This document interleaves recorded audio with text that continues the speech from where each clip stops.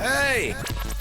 This is JJ and Alex. I made a name for myself, I told you I won't be denied. As you wrap up your day, it's time to get your fix of the teams you live for and the sports you love. This is JJ and Alex, presented by G2G Bars on 97.5, the KSL Sports Zone.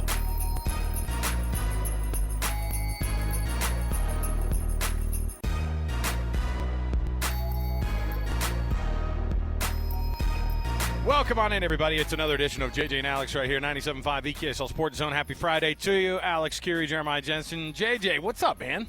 Just enjoying the Friday. Look. I'm at the home show. We're at the home show. You know what that means?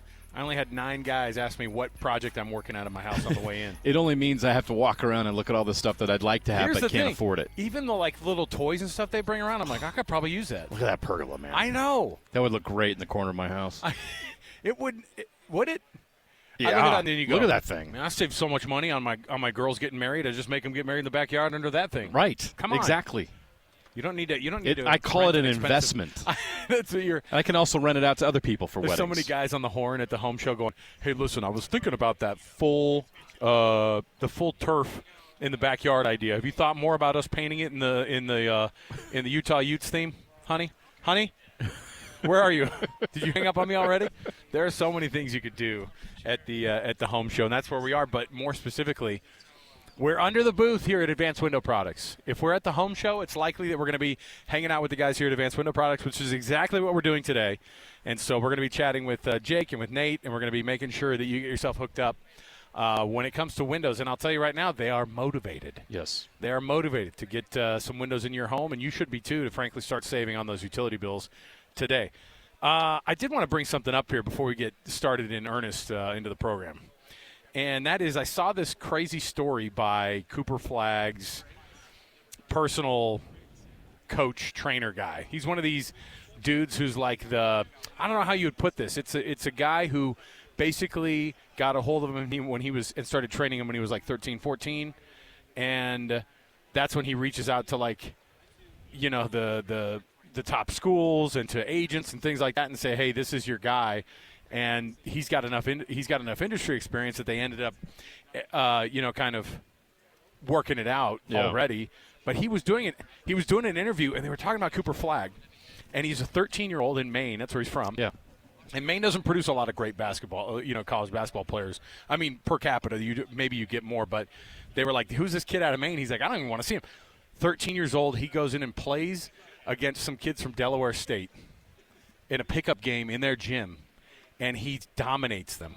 He dominated D1 ball players. And you're like, man, and the guy said, I didn't even know what to think. I talking about Brian Scalabrine, the former Celtic. Oh, Scalabrine was the guy who's doing the training. Yes. You should see it. He brought him down, and he did all this training, and then he starts making all the calls. Yeah. And that's when he gets with Duke. That's when he gets with an agent. That's when he suddenly became, got the legit training, and then he ends up being the best thing that's ever happened to the Utah Jazz future. So maybe, hopefully. Isn't it insane that one of the great basketball prospects of our time came out of Maine? Well, just like you would have had it pegged, right? Lobster and number 1 NBA draft picks. That's what Maine does. That's all we put out. That's all we do.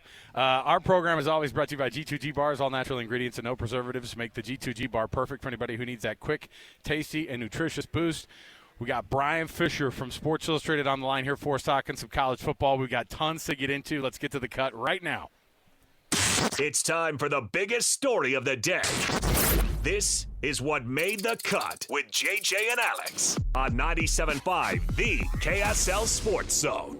And Trajan Wealth is the company that brings you this portion of the program. Trajan Wealth for all your trusted local financial needs in retirement. Bryan Fischer, college football writer for Sports Illustrated, join us on the program. Bryan, thanks for being with us today. Absolutely. Good to be on with you. Oh, you know what? We made a pact last night. We were like, look, I will still stay committed to college football if this game is a decent one tonight. And Lordy, lo and behold, we got ourselves a good game last night. What was your view of that one and how Penn State goes up 10? It was just everybody was on runs, and Notre Dame ends up going to their first national championship game since the Manti Te'o days. What did you think of last night?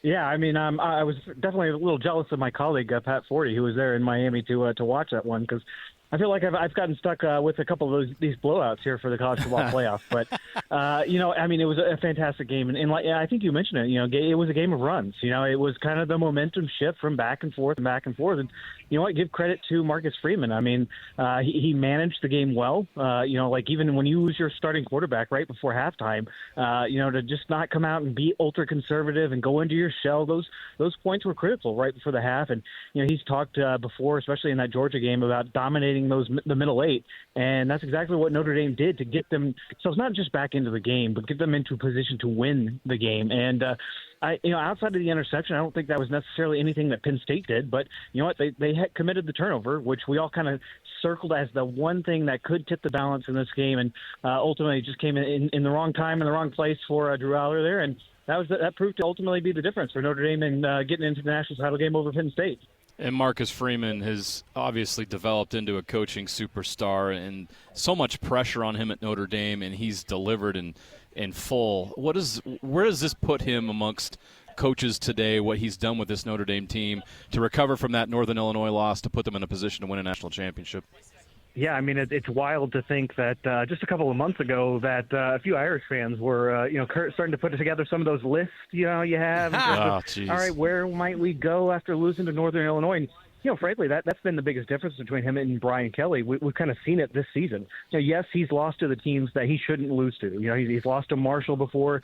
Obviously had the loss to NIU, but he's been able to beat the big-time teams, and that is what has separated him, not just from Brian Kelly, but really past Notre Dame coaches.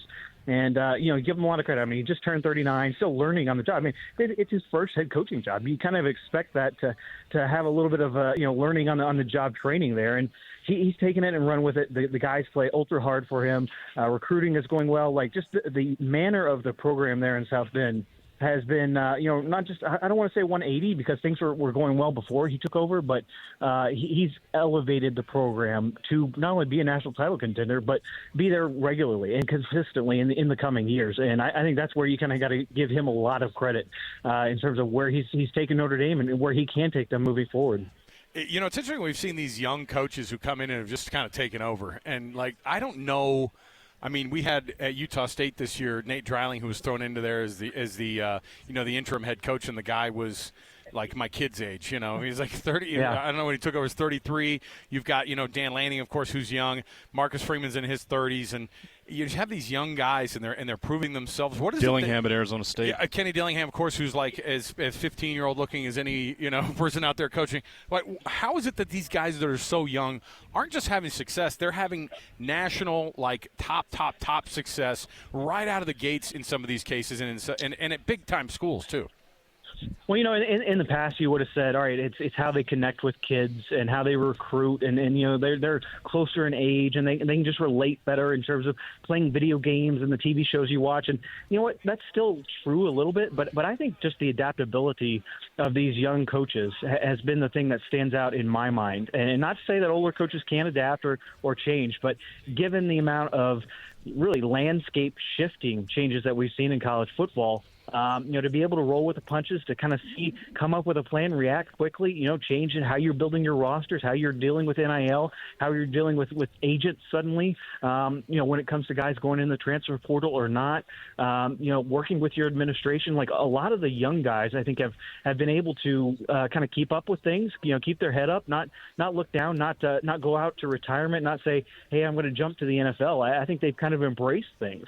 And, you mentioned a lot of those names. I think they've done that to an excellent degree, and that's why they're having success in college football. When others, maybe it's taken a different track, they've been able to kind of roll with the punches and certainly move along. And on top of, from the X's and O's standpoint, get their guys ready to play.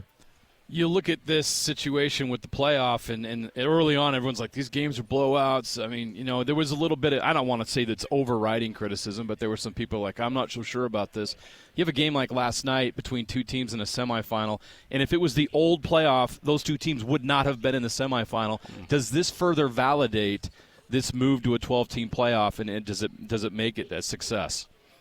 I think it's an unquestionable success, even though we did have, a lot of those blowouts, especially in the first round. I mean, the pageantry, that we saw in those first round, to be able to showcase a lot of those games on campus, I think is what makes college football that much more special, especially compared to the NFL. And I think we're going to see some tweaks. We're going to see some changes. The commissioners are going to meet, next Monday after next in Atlanta and discuss about things, how they can do things better for next year. And really in 2 years, that's going to be when the big changes to the playoff are going to occur if they do. And I think everybody's looking at tweaks, possibly to seeding, where we play these games, how the quarterfinals are matched up, what happens to the byes, how are conference champions treated. Like there's going to be a lot of talk about changes, but for the first year, for really kind of everybody not quite understanding how things are going to happen and unfold, and for being a new entity, I think it's been great for college football.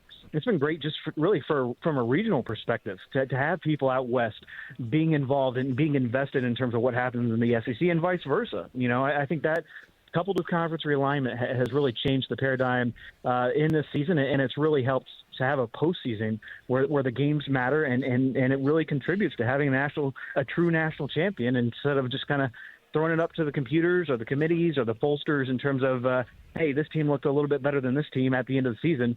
Now we're earning it on the field, and I think that's everybody is happy about that. Bryan Fischer, he writes for Sports Illustrated, covers college football, and, of course, you drew the short straw, I guess, covering this Ohio State-Texas game, I guess, tonight then. So give us an idea here. I mean, in a weird world, and, again, this is just how the seeding is versus what the actual talent level is or wins and losses or however they weigh it out. But the number 8 seed in the college football playoff, the lowest seed technically still, or highest, however you want to say it, is a touchdown favorite against Texas.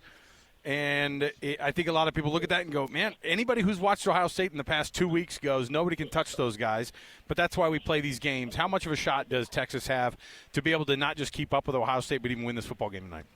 I mean, I still think from a matchup perspective, Texas is a better matchup for Ohio State than either of the two teams in the other semifinal. They've got a good defense. They've got guys up front along that defensive line that can get after you. And not only do they have guys, they are deep up front. That front seven can fly around. You can match up guys, especially in that run game. We know that Ohio State has that two-headed monster at tailback that, you've got to stop and kind of make them a little bit one-dimensional. And, Texas has the guys on defense to do that. They got Jahdae Barron, the Thorpe Award winner, as the best corner, who is probably going to get matched up against the best player in the college football playoff right now in terms of Jeremiah Smith. So they've got the guys. It's really, can they make it count in that third quarter? That's where they've had trouble. They had trouble against Clemson in that third quarter, had trouble against Georgia in that third quarter in the SEC title game, and certainly had it against ASU. So that is, I think, the area of focus, if you're Steve Sarkisian, is can you make, not only keep your head above water in that third quarter coming out of the locker room,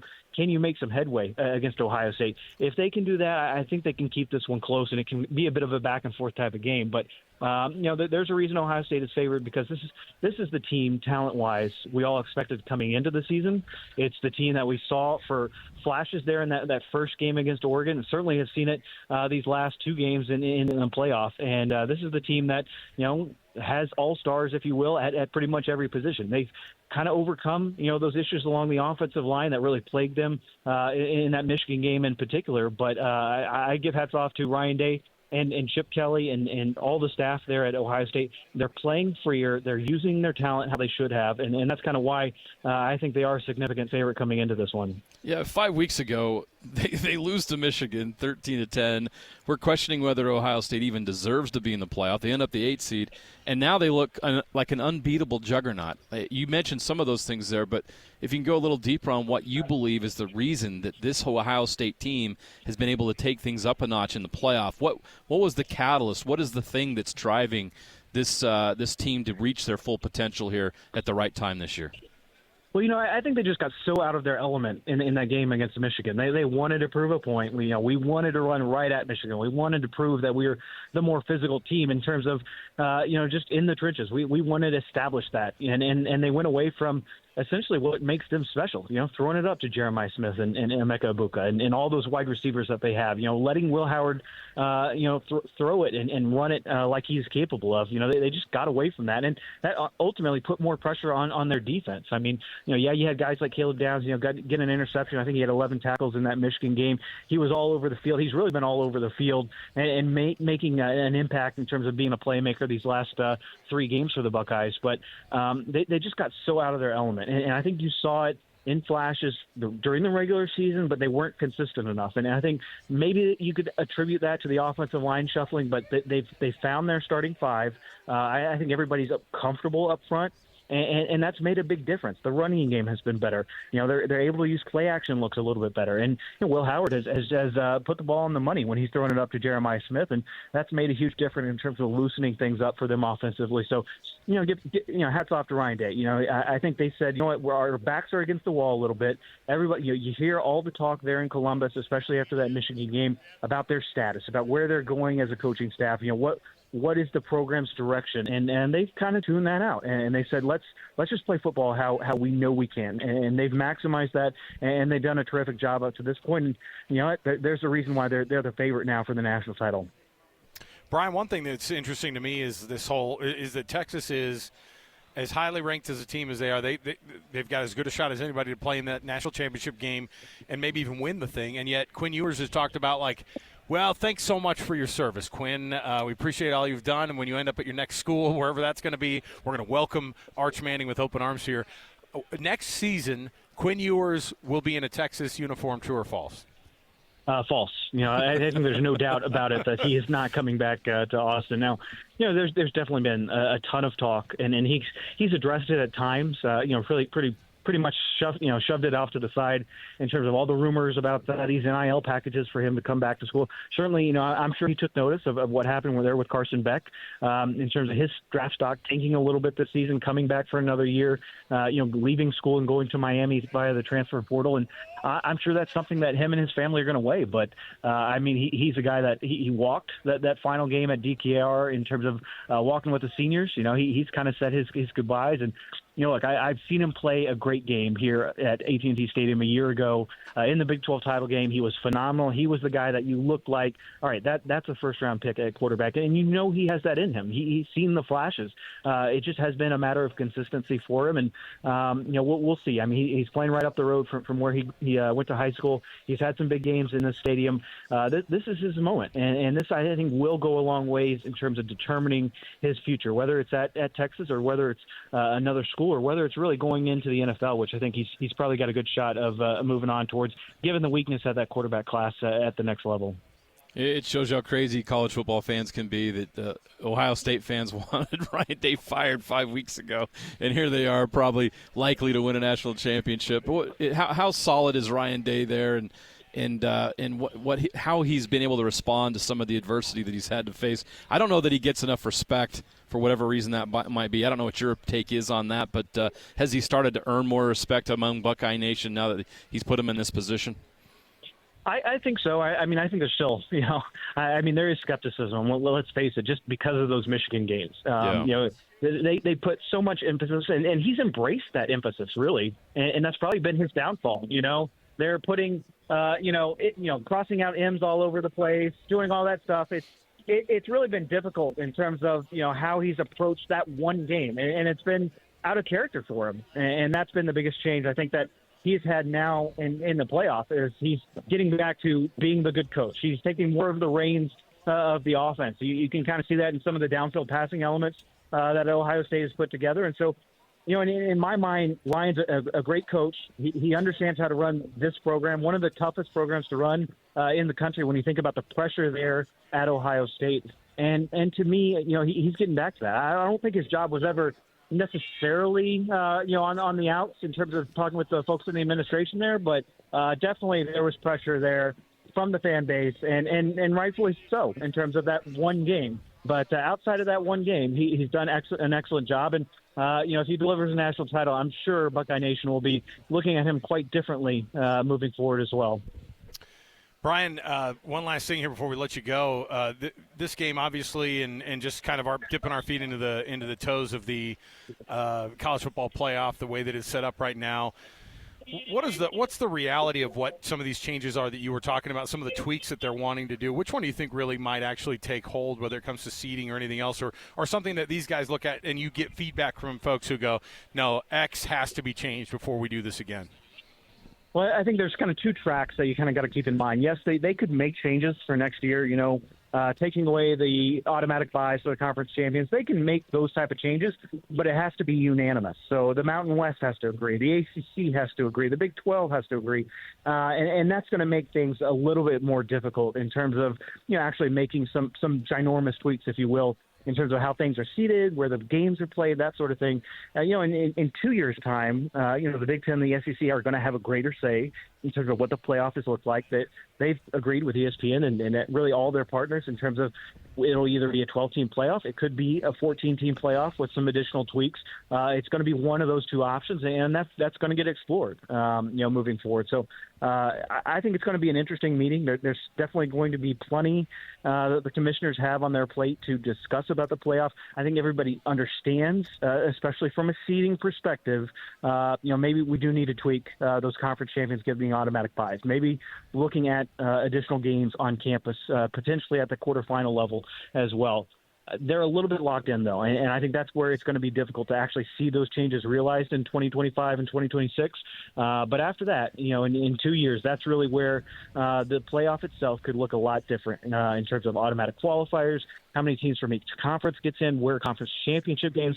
There's a lot more on the table in 2 years' time that I think everybody's going to look at, and really where we are going to see some significant alterations to the format that we got this year. Bryan, we appreciate your time. Have fun with this game tonight. Texas, of course, versus Ohio State. Looking forward to this one, and really love reading your stuff. And thanks for being on the program today, man. Appreciate it. Good to be on with you guys. There you go. Bryan Fischer, everybody. Oh, man, I hope it's as good as last night's game, and then I hope the national championship game delivers too. Then that's what we want. You'll forget very quickly what the first couple rounds were like, right? I mean, you'll just kind of go, I think the only thing everything that happens in this college football playoff, man, the first rounds were, you had to get through that. But those teams were garbage. You got the good ones now, right? I hate this narrative because the NFL playoffs last year, the 2023 NFL playoffs, the wild card round, how many games are there? 6? One of them was competitive. One. But do we all say the NFL playoffs suck? No. They got it right. And you see last night, and I asked Bryan that question, you have, a 6-seed Notre Dame is now in the national championship game? It worked. The playoff worked. You didn't just take the top 4 teams that the AP poll told you were the top 4, throw them in a semifinal situation. You let 12 teams play it out, and you got a true national championship game. And those teams, when they get there, they earn their way there through a very difficult path. I love it. We'll take a break. We'll come back. We got more to go. We're at the home show with Advanced Window Products right here. 801-850-9100 for Advanced Window Products and that amazing deal today. Home show special. So stay right here. 97.5 The KSL Sports Zone. Accessing. When TV and radio collide. Love it. Wow. This is what you get. You're listening to JJ and Alex. Presented by G2G Bars. Don't touch that dial. On 97.5, the KSL Sports Zone. Happy Friday to you, everybody. JJ and Alex, 97.5, the KSL Sports Zone. How do you lose to the Heat, JJ? I mean, my goodness. I'm over, and then I go, yeah. Yeah. Ping pong balls. Oh. That's what it's all about. No, hey, another game where they play really good basketball. They compete with a playoff-level team and come up just short. Everybody wins. Injury report is a little bit devastating. It had two things going on, which was, you got Bryce Sensabaugh out, you had JC out, you had Keontae George out. Yeah. And that's John Collins. John Collins also out. So you have obviously a couple veterans and then a couple of the young guys you do want to see developing, and they're not playing, and that's tough. But you get minutes for your guys, and it's fine. And there you go. And the Heat, boy, I knew they were going to finally get their mojo back. No, they haven't. Psych. I think they're going to be bad the rest of the year. They're a 500 basketball team. They're not bad. And they got this Paul over their team, the locker room right now, and all the stuff. They're getting all the attention you don't want to get as a franchise, which is all the off the court stuff. So maybe that's good that Jimmy's not playing right now because it allows the guys that are actually there, that want to be there, to come together and play. I mean, they got to win on the road, so they're fine. But for the Jazz, you know what? Lowry and Collin Lowry didn't shoot the ball particularly well, although he did shoot pretty well from 3, 6 of 15. But the thing about the Jazz is you wanted to see a Bryce Sensabaugh get more action. Although I mentioned Kyle Filipowski, 4 points but 11 rebounds and 2 steals. So Kyle had a nice night off the bench. That's the thing that he kind of gets knocked on, is that he's not as tough underneath the hoop. I think rebounds. last night he got to work on the board. So, there's positives every night, and Walker Kessler just continues to be impressive. 9 points, 15 rebounds, 2 blocks. If Walker Kessler's going to be doing double-doubles and 2 blocks every night, eventually he's going to be one of the best centers in the league. We were just talking about the college football playoff and kind of where everything has been shaking out. And I had a thought, and I was like, I'm going to ask Jeremiah this on the way back. If Notre Dame does not lose to Northern Illinois, are they in the spot where they are right now? Like, do you think that they were – and I'm not saying that what I'm saying is that could affect the rest of their season after that point, because after that, then they haven't obviously lost a game since, but maybe that wake-up call happens before, the week before the college football playoff rankings come out or whatever. Do you think that there's this weird irony of the crap loss that they had against Northern Illinois that may have actually been part of the reason that they have gotten to such high heights right now? It's part of their story, but it's part of their development as a team this year. When you have adversity like that was not just a loss. That was an embarrassing loss on your home field that everybody on NBC watched. Like, that was a nationally broadcast game of you losing to Northern Illinois, and everyone was talking about Northern Illinois that week. And it was I remember Marcus Freeman standing there on the sideline, and I think a lot of people were thinking, can this guy really coach? Like, this is a disaster. Everybody from the coach on down is questioning themselves. And for that team to pick themselves back up, learn the lessons from that, and there's a humility that comes with that. Right. I do think, to answer your question, the humility that comes from a loss like that helps you dig a little deeper, helps your guys focus a little bit more, work a little bit harder than they would if they were coasting through the season. Here's another. It's apples and oranges, but we look at BYU's season. They go 9-0 to start the season. 6th in the college football playoff rankings. We're talking about the potential of winning the Big 12 and going to the college football playoff. They were number 6. Wow. Number 6. And what happened? It's not that they lost folks, but they got banged up, and they went into a game at home where they didn't have that edge. They were super They emotional learned their lesson at the wrong time. Yep. If BYU would have had a humbling moment like that in September, maybe their season's different. So when you lose early in the season, you have a chance to overcome, to grow, and progress. And Notre Dame took full advantage of it. I just would love to see that alt universe. Like, I just wish I could see that timeline, how it really played out. If it would have affected that team, if Marcus Freeman and his guys, if those lessons that they learned after that week and that gut check moment that they had after that Northern Illinois game, or if they would have just been an undefeated team. They probably lose last night if they even got here. Right? Well, that was one thing. When do they take that L? When do the things that they got away with in a bad performance against Northern Illinois that maybe they didn't address creep back and come and bite them probably later in the season when it mattered? They kind of crushed everybody the rest of the way. It was. And here, let's be honest, the schedule wasn't great. Yeah. Right? It's not a good schedule. And that's one knock on them, but it doesn't really matter because they've proven based on their last 2 results that they belong. Beating Indiana the way they did, thoroughly beating Indiana, a team that, again, didn't have the great schedule themselves, but a team that was blowing everybody out, and their offense looked really dynamic, and Notre Dame made their offense look pathetic. Here are the games that were, name games, I guess, for Notre Dame the rest of the way. Because after that game, they beat – their schedule's bad. Oh, my gosh. They took it out on poor Purdue the next week, 66-7. Purdue's one of the worst teams in FBS. But then they had to play Miami, Ohio the week after that. They get the win. A mid-level MAC team. Okay. They did play a 15th-ranked Louisville team and beat them by a touchdown. Stanford, they beat 49-7. Not good. Tech, they beat 31-13. Decent win. Decent Texas Tech or Georgia Tech team. Navy, they beat 51-14. That's their best win of the regular season. And Navy was ranked at that time 24th, I think. They beat Army 49-14. That was a really good Army team. Obviously they beat Virginia 35-14. They beat Florida State. I'm shocked they beat Florida State. What? But yeah, beating Indiana, beating Georgia. I mean, look at the college football playoff streak that they're on right now. First of all, they're 3-0 in the college football playoff. There are only two teams that can say that they. No, there's only one team in all of college football right now that can say that they are a 3-0 in the college football modern playoff, and that's Notre Dame. And they only have one loss this year. I mean, Ohio State has 2. But Texas has 2 to a team that they beat by 2 touchdowns. The last 3 weeks, they've beaten Indiana, Georgia, and Penn State. So, you have to give Notre Dame their due, and that's hard. I get it. I don't love Notre Dame either. I think they get the benefit of the doubt all too often because of their tradition. They haven't won a national championship since 1988, but everybody acts like they have. That they do every year. So I get all that. Right. But you have to give them their due. They overcame a lot of adversity this season, and when it mattered, they took advantage of the opportunity they were given to go to the playoff. They would have lost the first game if they didn't deserve to be there. I really believe that. Yeah, it's an interesting thought to go through of how these teams kind of grow up. And BYU taking that loss against Kansas, if they would have just righted the ship in that moment, I mean, there's no time to rest either, right? Because you just go from the super emotional Utah game to losing to Kansas to then being like, okay, don't lose this But next what game. was the response to losing to Kansas?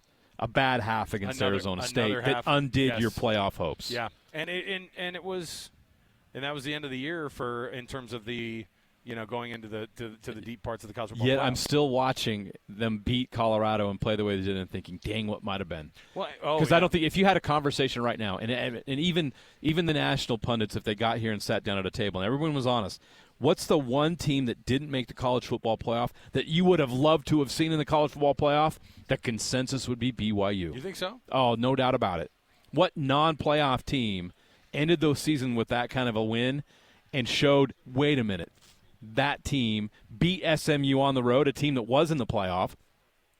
That team could have made some noise. That team could have made one of those first-round playoff matchups a lot more interesting than they turned out to be. But we'll never know. South Carolina, man, they were tough. Ole Miss. Ole Miss. Jackson Dart had 4 touchdowns in the bowl game. Well, they lost to Florida and Kentucky. They had 3 losses on the year, too. So, yeah. There you go. All right. Let's take a break. We'll come back. When we do, we've got a Would You Rather. Plus, I have an actual quote that Crew Wakely, BYU's former safety, now transferring to Purdue, picking up an offer from the Boilermakers, and why he made that decision. He brings that up, and we'll talk a little bit about that. We're at the home show here in Sandy at the Mountain America Expo Center, and we're at Advanced Window Products at their booth. And I'll tell you, you're going to get the home show deals. Without the home show, you don't even have to be here. I mean, look, I'm just telling you right now. You want to get those windows. You want to get the best window in the industry. You want to get it done top to bottom. They're the manufacturer. They're the installers. All of it. You come down and get this deal at Advanced Window Products. But we'll give you that deal next. Stay with us, 97.5 EKSL Sports Zone. Listen, everybody. Real-life hypotheticals to get your brain churning. As JJ and Alex ask, would you rather?